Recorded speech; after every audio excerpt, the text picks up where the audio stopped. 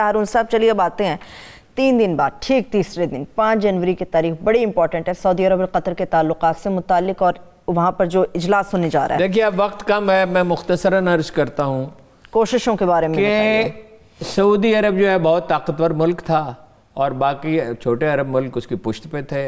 इन्होंने कोशिश की कि इसको इस मुल्क को बनने ही नहीं दिया जाए, कतर को, इसको आसा उनका सूबा है उसमें शामिल कर, जैसे यमन के बाद इलाकों पे उन्होंने कब्जा कर लिया था, since they were powerful and organised, तो वो इसको शामिल करेंगे। तो बरतानिया ने जब सल्तनत उस्मानिया ख़त्म हुई तो ये रियासतें वजूद में आई ना, वरना तो ये सब सल्तनत उस्मानिया का हिस्सा था, ऑटोमन्स जिन्हें कहते हैं।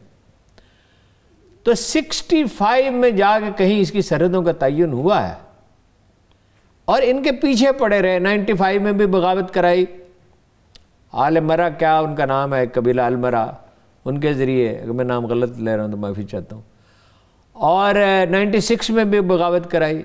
2014 में पाबंदियाँ लगा दी कि हमारी ज़मीनी और फ़िज़ाई हदूद आप समंदरी हदूद इस्तेमाल नहीं कर सकते। 217 में फिर यही किया। फिर तो यहाँ तक नौबत पहुँची कि खंदक खोदी जाए इसके इर्द गिर्द, यानी ये तारीख़ इंसानी में कोई वाक़या नहीं है। अब उनका जुर्म क्या है? एक जुर्म तो ये उनसे ये कहा जाता है, उनसे ये शर्त आयद की गई, 13 शर्तें 14 शर्तें थी जिनके ऊपर अखवान के साथ आपकी हमदर्दी है। भाई उनका एक नजरियाती रवैया और उनके जी भाई किसी मुल्क की अंदरूनी पॉलिसी उसका मसला है ना। अफगानिस्तान में क्या पॉलिसियाँ होंगी और ईरान में क्या होंगी वो उस मुल्क के लोगों का मसला है ना। क्या हम ईरान को डिक्टेट कराएं या ईरान हमें डिक्टेट कराए? मिसाल के तौर पे कह रहा हूँ, आप उसको डिक्टेट कैसे? अल जजीरा टीवी से प्रॉब्लम है। यानी जैसे कोई गरीब रिश्तेदार होता है ना, कमज़ोर रिश्तेदार, गरीब तो खैर नहीं है कतर, कमज़ोर रिश्तेदार होते हैं ना, उस पर मनमानी की जाती है, या कमज़ोर पड़ोसी होता है।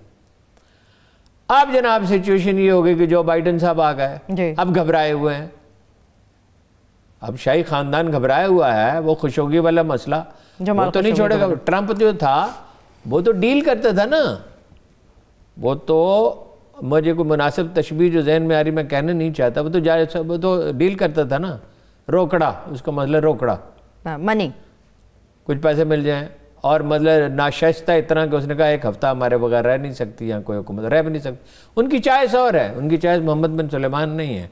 मैं नाम नहीं लेता, अच्छा नहीं लगता। उनकी चॉइस जिस आदमी को उन्होंने तैयार किया है। एक मसला ये भी तो है हारून साहब, तुर्की और ईरान की बहुत करीब है। तुर्की नहीं, जब भाई किसी पे मुसीबत पड़ेगी, उन्होंने ईरान के साथ ताल्लुकात करीबी कायम किए। तुर्की की कुछ फौज वहाँ मौजूद है। अब वो कहते फौज तो इसलिए मौजूद है ना तुर्की की कि भाई किसी ने सर्वाइव तो करना है ना, अपने आप को दूसरों के रहमो करम पे तो नहीं छोड़ना। अब जनाब जब जो बाइडेन 13 दिन रह गए, एक बड़ी अहम खबर आपको देता हूँ, 13 दिन रह गए अपना जो बाइडेन साहब का हल्फ उठाने में। अब फिक्र लगी हुई है, अब तुर्कों के साथ भी ताल्लुकात ठीक कर रहे हैं, कतर के साथ भी ठीक कर रहे हैं। 5 जनवरी को उन्हें मदऊ किया जी। खबर यह है कि इन 13 दिनों में भी ईरान पे वो हमला कर सकता है। नंबर 1 हमला, ट्रंप हमले का हुक्म दे सकते हैं। अगरचे हर गुजरते दिन के साथ ये खदशा, मैंने आपको पहले भी बताया था, खदशा कम होता जा रहा है।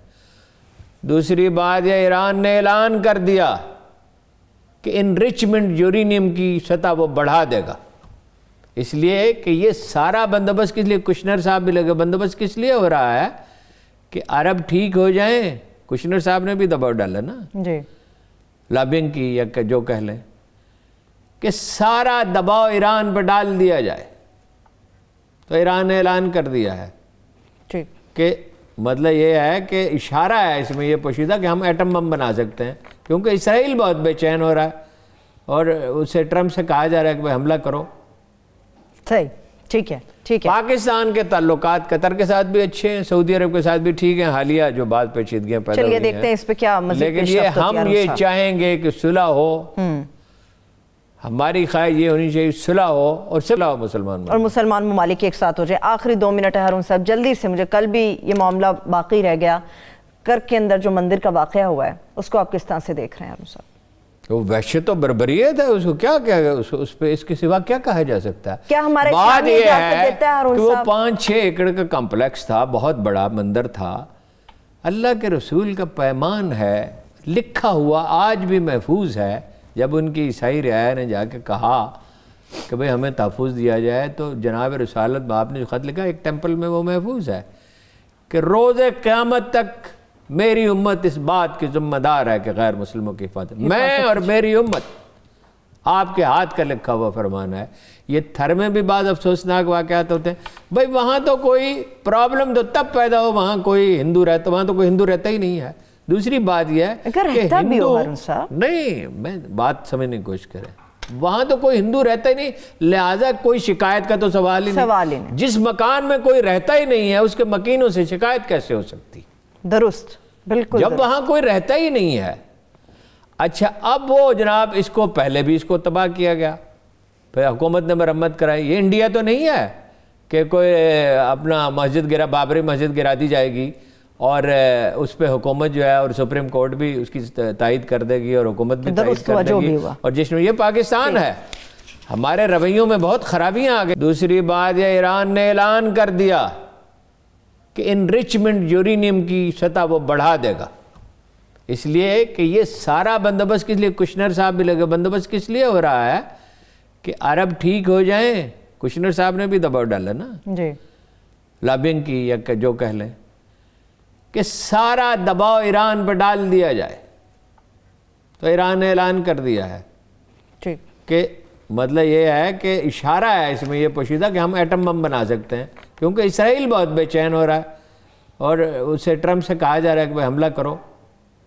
صحیح، ٹھیک ہے ٹھیک ہے۔ پاکستان کے تعلقات قطر کے ساتھ بھی اچھے ہیں، سعودی عرب کے ساتھ بھی ٹھیک ہیں، حالیہ جو بعض پیچیدگیاں پیدا ہوئی ہیں، چلیے دیکھتے ہیں اس پہ کیا مزید لیکن یہ ہم یہ چاہیں گے کہ صلح ہو، ہماری خواہش یہ ہونی چاہیے صلح ہو، اور صلح ہو مسلمان ممالک ایک ساتھ ہو جائے۔ آخری 2 منٹ ہے ہارون صاحب، جلدی سے، مجھے کل بھی یہ معاملہ باقی رہ گیا، کرک کے اندر جو مندر کا واقعہ ہوا ہے اس کو آپ کس طرح سے دیکھ رہے ہیں ہارون صاحب؟ وہ وحشت و بربریت ہے، اس کو کیا اس پہ اس کے سوا کیا کہا جا سکتا ہے؟ کیا ہمارے بات یہ ہے کہ وہ 5-6 ایکڑ کا کمپلیکس تھا، بہت بڑا مندر تھا، اللہ کے رسول کا پیمان ہے، لکھا ہوا آج بھی محفوظ ہے۔ جب ان کی عیسائی رعایا نے جا کے کہا کہ بھئی ہمیں تحفظ دیا جائے تو جناب رسالت باپ نے جو خط لکھا ایک ٹیمپل میں وہ محفوظ ہے کہ روز قیامت تک میری امت اس بات کی ذمہ دار ہے کہ غیر مسلموں کی حفاظت، میں اور میری امت آپ کے ہاتھ کا لکھا ہوا فرمان ہے۔ یہ تھر میں بھی بعض افسوسناک واقعات ہوتے ہیں، بھئی وہاں تو کوئی پرابلم تو تب پیدا ہو وہاں کوئی ہندو رہتا، وہاں تو کوئی ہندو رہتا ہی نہیں ہے۔ دوسری بات یہ ہے کہ ہندو نہیں، میں بات سمجھنے کی کوشش کریں، وہاں تو کوئی ہندو رہتا ہی نہیں، لہٰذا کوئی شکایت کا تو سوال ہی نہیں۔ جس مکان میں کوئی رہتا ہی نہیں ہے اس کے مکینوں سے شکایت کیسے ہو سکتی؟ درست، بالکل، جب وہاں کوئی رہتا ہی نہیں ہے۔ اچھا اب وہ جناب اس کو پہلے بھی اس کو تباہ کیا گیا، پھر حکومت نے مرمت کرائی۔ یہ انڈیا تو نہیں ہے کہ کوئی اپنا بابری مسجد گرا دی جائے گی اور اس پہ حکومت جو ہے اور سپریم کورٹ بھی اس کی تائید کر دے گی اور حکومت بھی تائید کر دے گی، اور جس میں یہ پاکستان ہے۔ ہمارے رویوں میں بہت خرابیاں آ گئی۔